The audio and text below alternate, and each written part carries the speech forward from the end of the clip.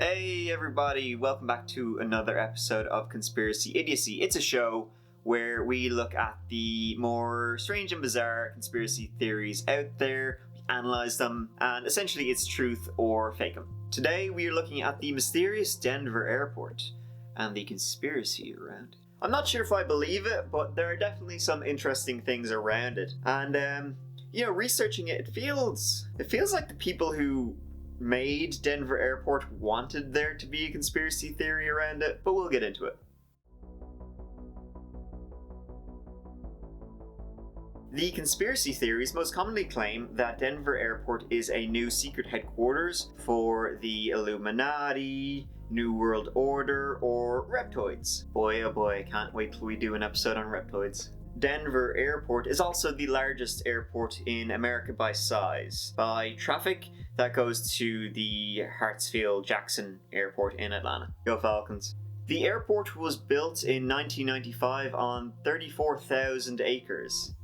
It should also be noted that Denver had a completely functional airport, Stapleton, that many people liked just fine.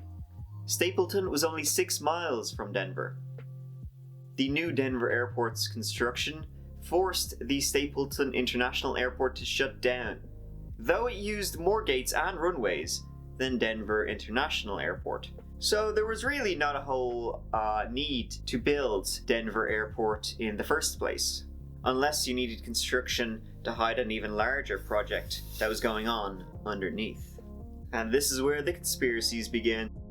The initial budgeted cost for Denver Airport was $1.7 billion. By the time it ended up costing $4.8 billion. It went $3.1 billion over budget. For an airport, come on. Almost like they were building something else there, wouldn't you say? There have been reportedly numerous irregularities during the construction of the site. Different contractors were hired for different parts of the airport. Therefore, no one knew the full extent of the actual site. 110 million cubic yards of earth were removed. Digging pretty deep down there, wouldn't you say? They delved too greedily and too deep, my friend. 5,300 miles of fiber optics were installed for communications, which is almost twice the length of the US coast to coast. A lot of fiber optic miles needed for one airport. There was also the construction of a huge tunnel and railway system, transporting reptoids. So that leads many people to believe that this structure will become much more than just a regular airport. It has the capacity to hold a huge number of people and also vehicles, leading many to believe it could be used in the future as a military base or concentration camp right after they take your guns away. You can have the gun when you pry it out of my cold, dead hands.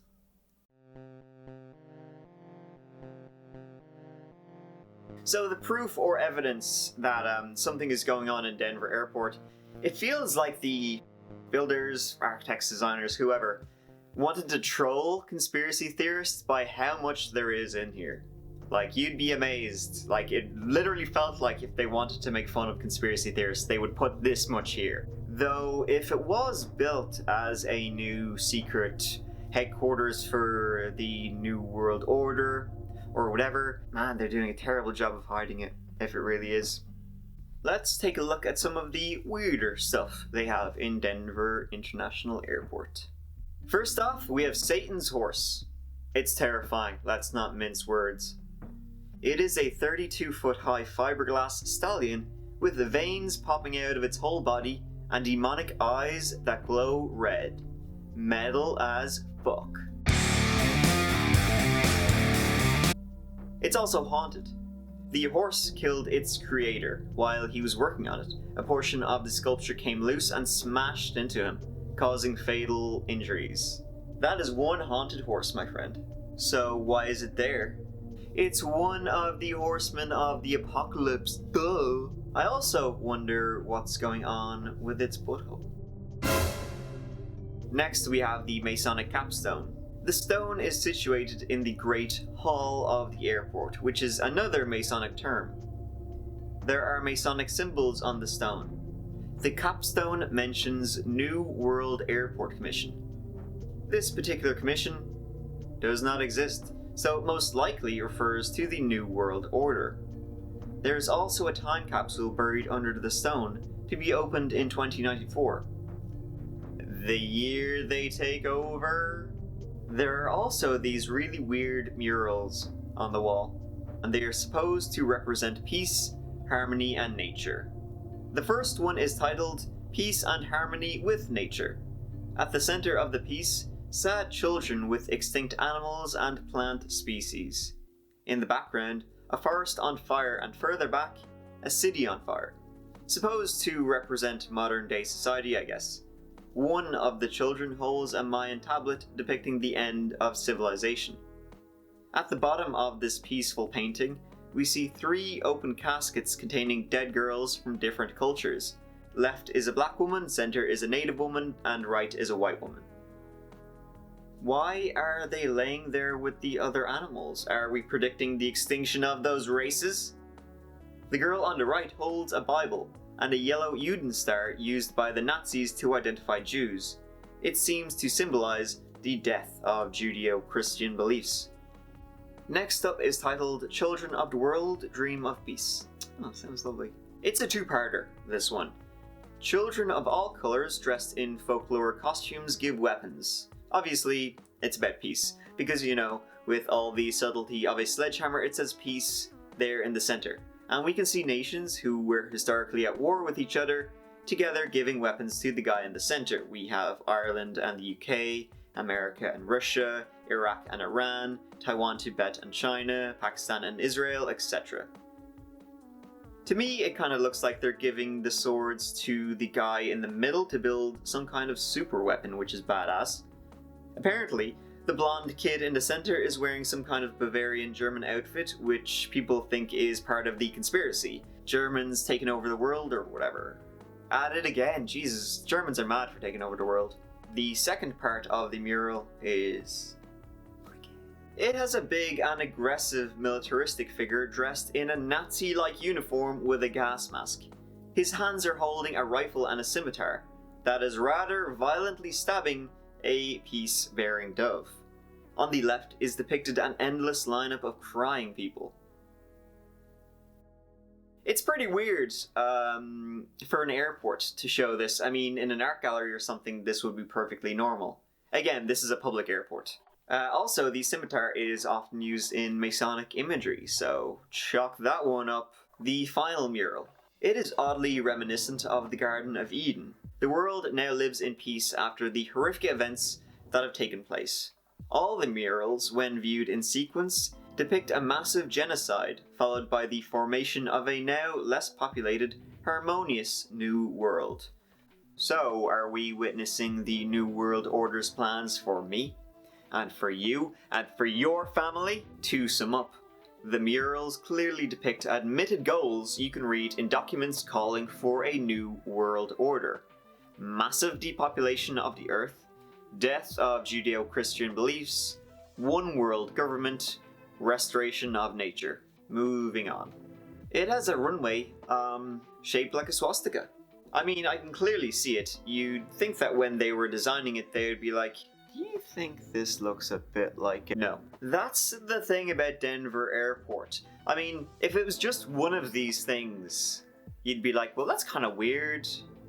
But it's all of these things put together that make Denver Airport so strange. There's more. There are gargoyles. The symbolism of gargoyles has always been a mystery. They're creepy, supposed to keep demons away or something. Again, weird choice for an airport unless it's a secret New World Order reference to the Majestic 12 base right beneath them.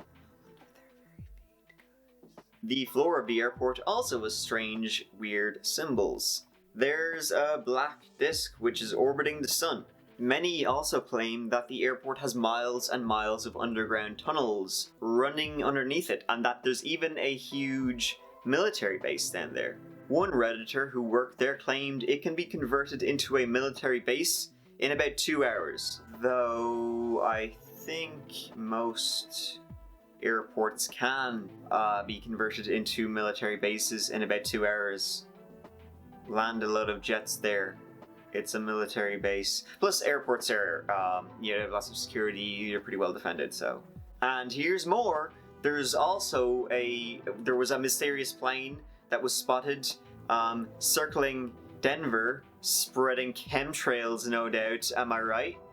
Mystery in the sky. This plane, painted stark white, kept flying circles over the city of Denver, worrying citizens. There was this plane just circling, the metro circling and circling. And so far, the only answer we got is, I don't know. Radar tracked the unidentified jet from California across the Rockies until it looped around Denver several times. Just look at that bizarre flight path it took over the city. It looks like a racetrack. Then it headed southeast in the direction of Oklahoma. That's actually called holding. There's no room at the airport. Say the runways are full, it circles the airport for a while, and if it was getting low on fuel, it'd probably just go land somewhere else. That's actually pretty common. Aviation expert Ross Amer. It's in a holding pattern. That's a typical holding pattern, racetrack holding pattern, which even commercial aircraft do when there's delays into and out of an airport. But exactly what it was doing over Denver remains a mystery.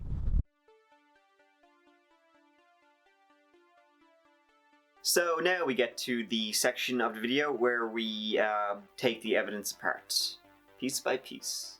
So, why did they build a new airport if the old one was perfectly fine? Well, actually the old one wasn't perfectly fine. Stapleton was a very old airport. It opened in October 1929. By the 1980s, there were already plans underway to replace Stapleton because the runways were inadequate and too far apart, leading to severe problems and long waiting times during bad weather. There was no room left for expansion for new airlines, such as Southwest, who weren't allowed in Stapleton for said reason. Stapleton was too small. What about the creepy statue? That's a cult? No. I mean, the creator did die while making it, but there's nothing really occult about it. He did say he wanted it to be mysterious. He was just like, I'm gonna build a creepy statue for fun. Horses in Denver Broncos, so I don't know why he made it look like the devil's horse is what I'm saying, but I don't think he had any reason behind it. He just did it for shits and giggles. What about the Masonic stone? Creepy, wouldn't you say? Not really. It's an old tradition for local stonemasons lodges to lay a cornerstone with new large projects, like the US Capitol building, the White House, various time capsules. The New World Airport Commission, that doesn't actually exist. It's the name chosen by a group of small businesses that assisted in the promotion of the airport. They were just having a bit of fun by calling it the New World Airport Commission. It's no such thing, which is what they want you to think. I know, I can hear you. What about the murals? They're a sign of things to come. So the first one, it's actually a mural. It shows 3 dead women, an African, a Native American, and a young white girl holding religious things. This was originally meant to be a depiction of native people dying off due to colonialism. Originally, all the women in the painting were women of color. However, at the last minute, one was changed to a European girl when Tanguma realized that white children, they also suffered as a result of militarism. The figure with the gas mask, machine gun and sword is Tanguma's representation of warfare and oppression, creating destruction all over the world as children huddle in darkness. The next one, the children are coming together dressed in their native clothing to bring about world peace. They do this by turning in their weapons into tools of peace. For example, the boy in the center, he's hammering his sword into a plowshare. And the final mural, that's kind of just peace, really, an ideal world, everybody living, humans and animals, in harmony. Well, what about the swastika Nazi runway? That's clear as day. It's actually not. When you actually map out the runway to, where the actual runways are, it looks more like this. The other bits and bobs are just roads, so the runway wasn't actually designed to look like a swastika. Missed out on that one. And what about the miles and miles of tunnels where the secret military base, concentration camp, and reptoids are? I heard that there's even a tunnel there that goes all the way to Comet, Ping Pong Pizza, and Hillary Clinton's house. According to the Denver Post, the space below the Denver airport is a thriving workplace that serves a very practical purpose. in which more than 1,000 employees work every day. There are also 2 very long tunnels that are used to transport passengers' luggage around the airport. Reporters from the paper were also given a tour of the underground facilities and reported back that they didn't see one single reptoid or lizard person. In 2016, the Denver International Airport began to offer tours of its underground tunnels to the public. So you can actually go on a tour now if you want and see where you're going to be living when they take your guns away. So, in conclusion, do I think that the Denver International Airport is going to be the epicenter of New World Order government stuff when the global catastrophe apocalypse occurs? Nah, I don't think so. So, if it's supposed to be secret, they're doing a great job. I think it's more likely it's just random pieces coming together to form an incorrect whole. I mean, you'd think though that the people who built it and run it would be like, people are probably going to look into this. I think it's really nothing. It's just random stuff that's thrown together. People were probably doing it for shits and giggles and thought it'd be a bit of fun. It adds a story to Denver Airport, gives it a bit of mystique. I do think though that there could be more to the airport than meets the eye, but a New World Order base or headquarters or whatever. Probably not. But again, maybe it's a double bluff.